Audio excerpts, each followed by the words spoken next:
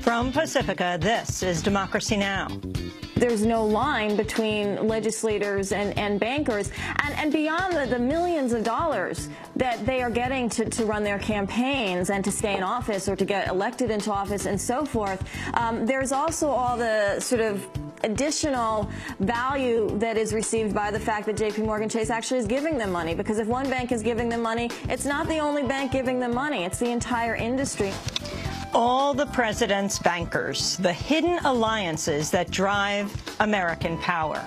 We'll speak with financial journalist Nomi Prinz about the 100-year history of collusion between Washington and Wall Street.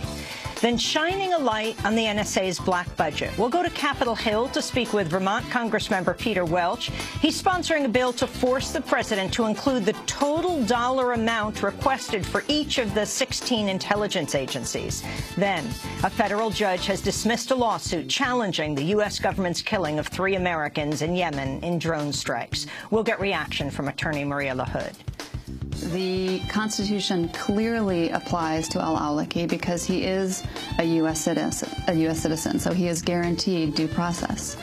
If the U.S. government can kill a U.S. citizen in Yemen, that not only expands the global war, but it also means that a U.S. citizen could be killed anywhere by our government. All that and more coming up.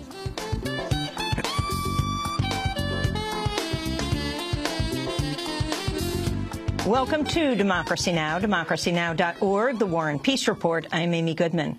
Authorities in Ukraine say they've regained control of a regional administration building in the city of Kharkov, one of 3 eastern cities where pro-Russian demonstrators have seized government sites. In the city of Donetsk, authorities remain in a standoff with demonstrators who've declared an independent republic and urge Russian President Vladimir Putin to send in the troops. Donetsk is the hometown of ousted Ukrainian President Viktor Yanukovych. On Monday, State Department spokesperson Jen Psaki said Secretary of State John Kerry spoke to his Russian counterpart by phone. He called on Russia to publicly disavow the activities of separatists, saboteurs, and provocateurs, calling for de-escalation and dialogue, and called on all parties to refrain from agitation in Ukraine. He made clear that any further Russian efforts to destabilize Ukraine will incur further costs for Russia, and the ministers also discussed convening direct talks within the next 10 days between Ukraine, Russia, the United States, and the EU to try to de-escalate the tensions. Russia's foreign ministry claims Ukraine's forces in the east have been joined by both right-wing nationalists and U.S. mercenaries from the private military firm Greystone. Greystone's affiliated with the private security firm Academy, formerly known as Blackwater, which has previously denied accusations its staff are working in Ukraine. In Afghanistan, a roadside bomb killed at least 15 people Monday. The victims were civilians whose vehicles had been diverted from the main road after a previous attack targeting NATO troops. The attacks came 2 days after Afghanistan's presidential election, the final results of which are not expected for weeks. An outbreak of polio in Syria has officially spread into neighboring Iraq amidst warnings scores of Iraqi children could be at risk. The disease was confirmed in a 6-month-old baby boy in Baghdad last month, marking Iraq's first case in 14 years. Polio has paralyzed dozens of children in Syria, where it emerged last year for the first time since 1999. The virus has been traced to Pakistan, where anti-polio workers have come under frequent attack after a polio vaccination campaign was used by the CIA to help find Osama bin Laden. In Egypt, an appeals court has upheld the 3-year prison terms of 3 top political activists accused of violating an anti-protest law.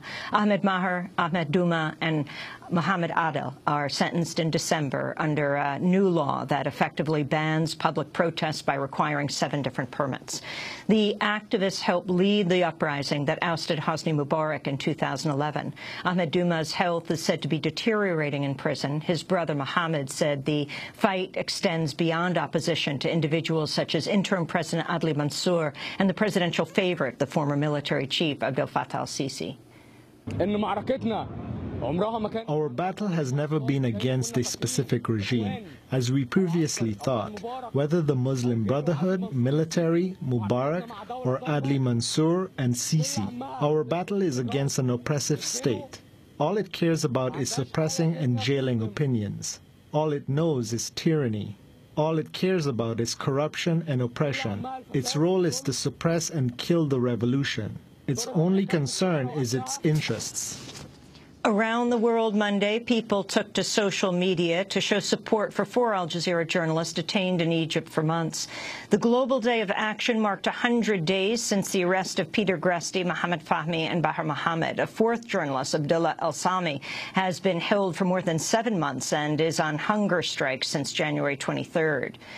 Rwanda has begun a week of mourning to mark the 20th anniversary of the Rwandan genocide, when 800,000 people were killed over the course of 100 days. UN Secretary-General Ban Kimoon spoke at Monday's commemoration in Kigali.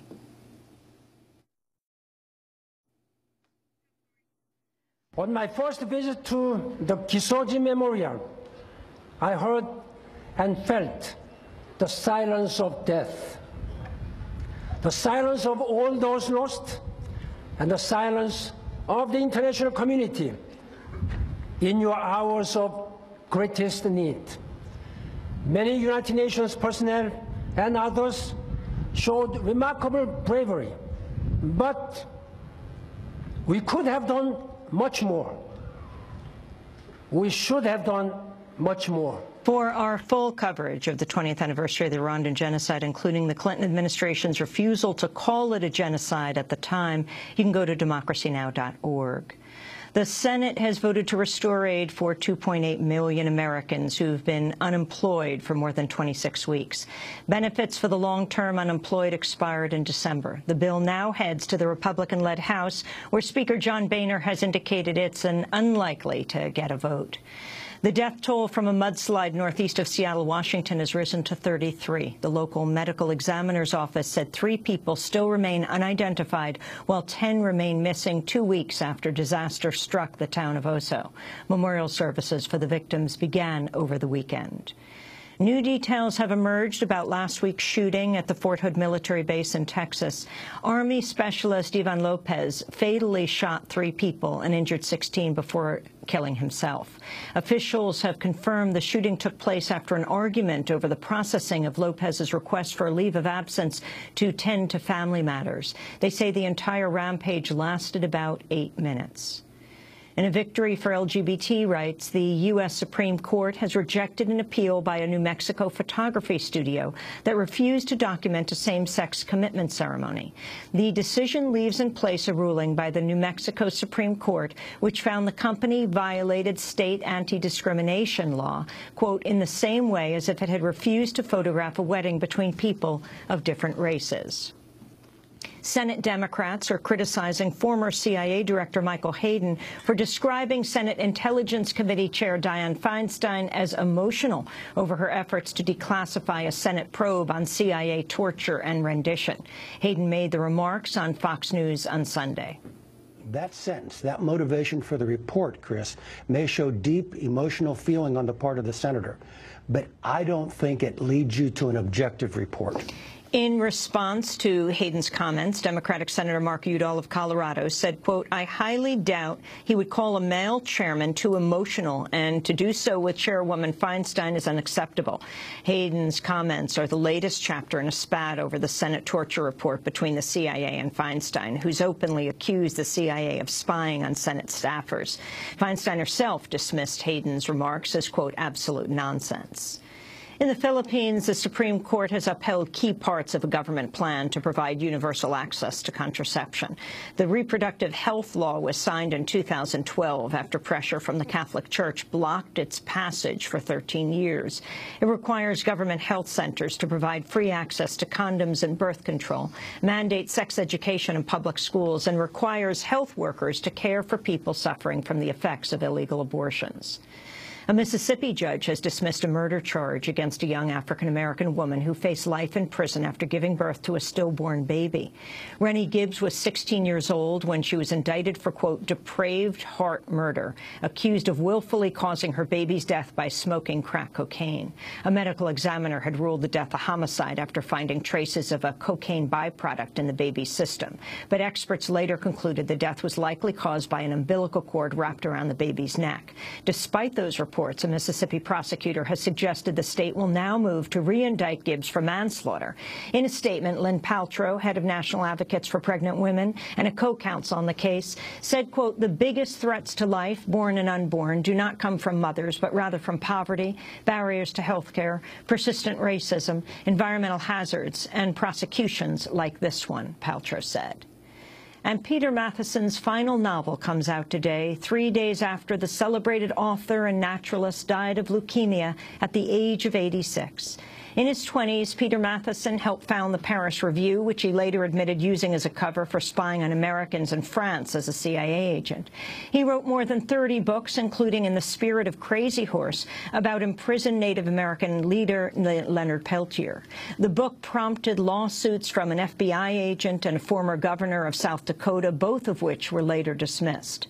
Peter Matheson is the only writer to win the National Book Award for both fiction and nonfiction. His last novel, out today, is called In Paradise. And those are some of the headlines. This is Democracy Now!, democracynow.org, The War and Peace Report. I'm Amy Goodman. And I'm Aaron Matt Terry. Welcome to our listeners and viewers around the country and around the world.